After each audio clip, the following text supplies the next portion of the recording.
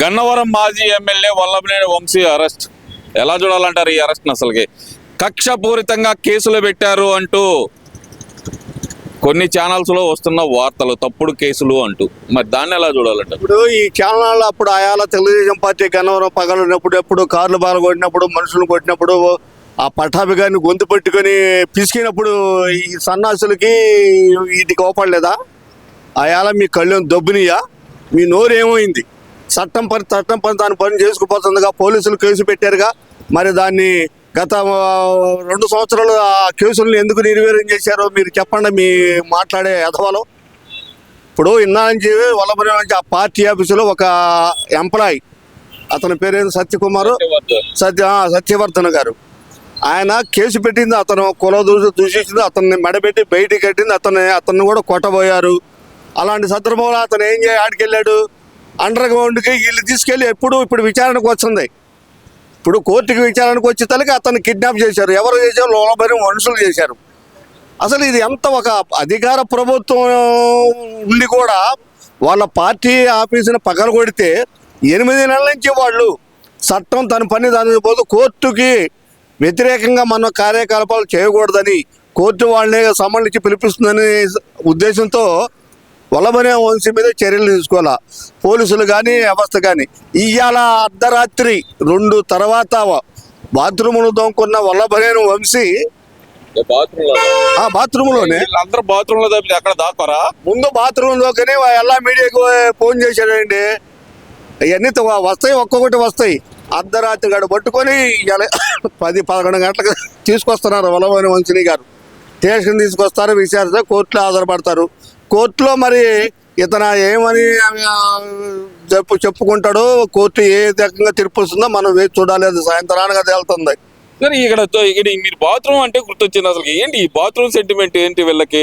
పిన్నెల్లి రామకృష్ణారెడ్డి ఈవీఎంలు పగలగొట్టిన కేసులో కూడా పారిపోతూ బాత్రూమ్ లో, అది కంపౌండ్లు తయారు చేసే ఫ్యాక్టరీలో దాక్కున్నాడు. బాత్రూమ్ నుంచే పారిపోయాడు. అది కూడా ఇప్పుడు వల్లభనేని వంశీ అంటే అపార్ట్మెంట్ లో ఉన్నాడు కాబట్టి పారిపోలేక మీడియాకు ఫోన్ చేశాడు అనుకోవాలంటారా? అవును. వీళ్ళంతా ఇప్పుడు ఈయన బయట అయితే పారిపోయేవాడే, చిన్న పెట్టగోడైతే మామూలుగా పల్లెటూరులో దొడ్లు అయితే వీళ్ళు గోడలు తోకపోయేవాళ్ళే. అది హైదరాబాద్లో అదేదో పేటెంట్, అక్కడ ఆయన అపార్ట్మెంట్లోనే ఈ 3 నెలల 8 నెలల నుంచి అక్కడే దాముకుంటున్నాడు. ఎప్పుడు వస్తాడు? అర్ధరాత్రి అన్నవరం వస్తాడు, వెళ్తాడు. ఏదో వాళ్ళు ఆ మనుషులకి ఏదో నయానా భయానా చెప్పుకొని సత్యకుమార్కి ఏదో కొంచెం ధనం ఇచ్చి కిడ్నాప్ చేసి ఇచ్చేయాలని చూశారు. మళ్ళీ కేసు పెట్టాడు. నన్ను కిడ్నాప్ చేసి ఈ రకంగా కేసు చేయించుకోవాలని బలవంతంగా కోర్టుకు తీసుకొచ్చాడు. మళ్ళీ అతను వాళ్ళ మీదే కేసు పెట్టాడు. ఇప్పుడు మొత్తం వల్లభనేని వంశీకి ఎలా చుట్టుకోవాలో అలా చుట్టుకుంది. ఇంకొకడు ఉన్నాడండి పక్కనే 10 కిలోమీటర్లు ఎంతో ఉండేది. గన్నవరం నుంచి 20 కిలోమీటర్లు గుడివాడ హీరో, అసలు హీరో ఆయన. మరి ఈయన ఎప్పుడైనా సరే తెలుగుదేశం పార్టీ కమ్మ సమాజం అంటారు, కాంగ్రెస్ పార్టీ రెడ్డి సమాజం అంటారు, జగన్మోహన్ రెడ్డి. ఈ జగన్మోహన్ రెడ్డి గారి ఆ రెడ్డి సమాజం చూసుకొని ముక్కల చెక్కలై ఇవాళ 11 పరిమితం అయ్యాడు. ఎందుకంటే నానే పదం ఎప్పుడైతే మనిషికి ఆవరిస్తుందో అప్పుడే ఆ పార్టీ కానీ ఆ వ్యక్తిత్వం కానీ నాశనం అవుతుంది. ఎందుకంటే జగన్మోహన్ రెడ్డి గారు తన పక్కన ఎంతమందిని ఏ సమాజంలో పెట్టుకున్నాడండి? ఎవరిని పెట్టుకున్నాడు? ఒక్కడికన్నా వాళ్ళకందరూ వాళ్ళకి ఏది ఒక పోస్ట్ ఇచ్చాడు. ప్రతి వాళ్ళకి సలహాదారులు. ఎంతమంది కావాలంటే సలహాదారులు? ఎంతమంది మీ సమాజం వరకు నువ్వు ఇచ్చావు? ఎవడన్నా నిన్ను ఆదుకున్నాడు? ఇవాళ నువ్వు పోయినసారి ప్రభుత్వం నీకు 152 సీట్లు ఇచ్చినప్పుడు నువ్వేం చెప్పావు?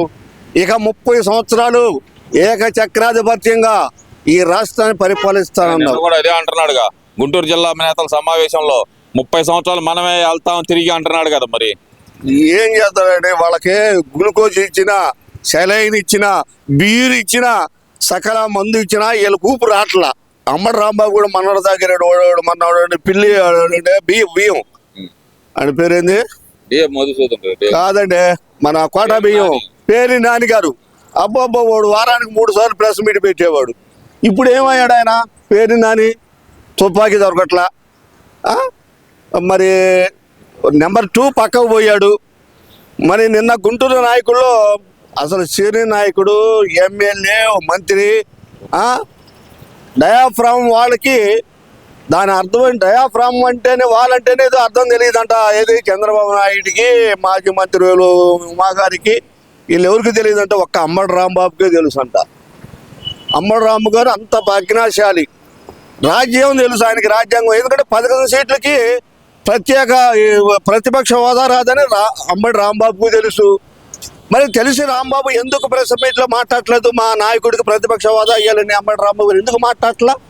జగన్ మాట్లాడుతున్నాడు, నాకు ప్రతిపక్ష హోదా ఇస్తేనే నేను వస్తానని. ఆయన అవుతానే ఉంటాడు. రాజ్యాంగబద్ధంగా ఆయనకు తెలుసో తెలియదు, కానీ అంబటి రాంబాబుకి తెలుసు. ఎందుకంటే ఆయన లాయర్ గారు కదండి. ఇంతకుముందు రాజశేఖర రెడ్డి మంత్రులు కూడా ఈయన ఎమ్మెల్యేగా మంత్రిగా చేసినట్టు, మంత్రిగా చేయలేదు కానీ ఎమ్మెల్యేగా చేశాడు, మన మంత్రి చేశాడు. రాజ్యాంగ రూలు మొత్తం అంబటి రాంబాబు గారికి తెలుసు. మరి ఈయన ఎందుకు మాట్లాడు? వాళ్ళ నాయకుడు ప్రత్యేక ప్రతిపక్ష హోదా ఇవ్వమంటున్నాడు. మరి అంబటి రాంబాబు ఎందుకు మాట్లాడలు?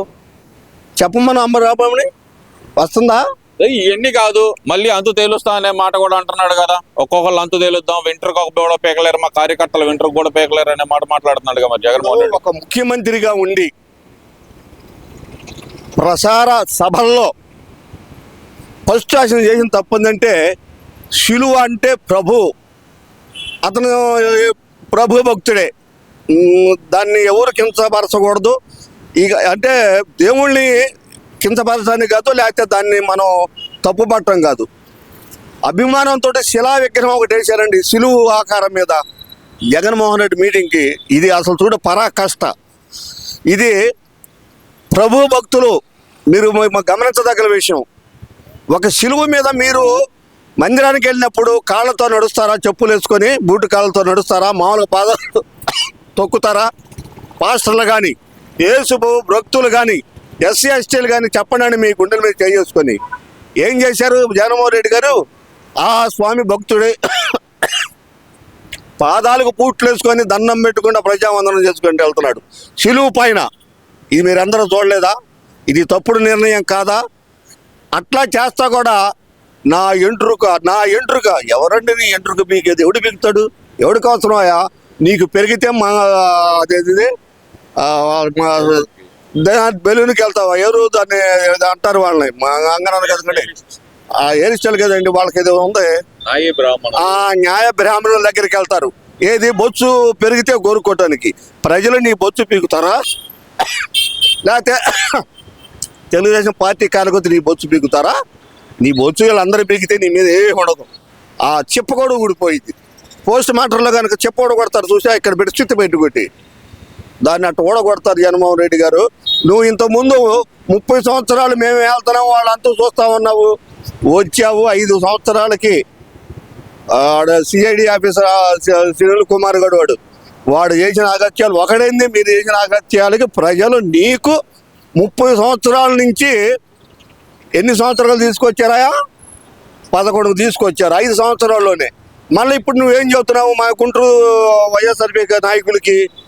వాళ్ళని నువ్వు కాపాడుకోవడానికి తప్పితే వాళ్ళకంటే అంతకంతా ఖచ్చితం లేదు. ఇక నువ్వే చెట్టు, నువ్వే నీడ, నువ్వే దిక్కు, అంతకంటే వాళ్ళకి మార్గం లేదు. కాబట్టి ఇక నువ్వు తందాన దప్పుడు కొట్టడం తప్ప మార్గం లేని నాయకులు ఈ గుంటూరు నాయకులు. వీళ్ళ దగ్గర కూడా నువ్వేమంటున్నావు? 30 సంవత్సరాలు రాబోయే 30 అసలు ఈ ప్రభుత్వం వచ్చి 8 నెలలు 9 నెలలు గడుస్తుంది. ఈ నెలాఖరు 9 అయింది. ఇంకెన్నాళ్ళు ఉందో చెప్పు? నువ్వు చెప్పే ఎకరాలు 4 సంవత్సరాల 3 నెలలు ఉంది. ఇంకెంత కాలం ఉంది? ఇంతలో ఎంతమంది మన వాళ్ళు దొరుకుతారో, మన పరిస్థితి ఏమిటో ఒక్కసారి అర్థం చేసుకోండి. జగన్మోహన్ రెడ్డి గారు మీ మీద మాకేం కక్ష లేదండి. 30 సంవత్సరాలు అన్నావు, 11 సీట్లతో అసెంబ్లీకి వచ్చావు. ఆ 11లో నువ్వు ఒక ఎమ్మెల్యేవే. నీకు ప్రతిపక్ష హోదా లేదు. నువ్వు 5 సంవత్సరాలు గీల్చుకున్నా రాదు. 60 రోజుల్లో నువ్వు కనుక అసెంబ్లీకి పోతే నీ శాసనసభ్యత్వం నెంబర్ రద్దు అవుతుంది. ఇది పక్కా.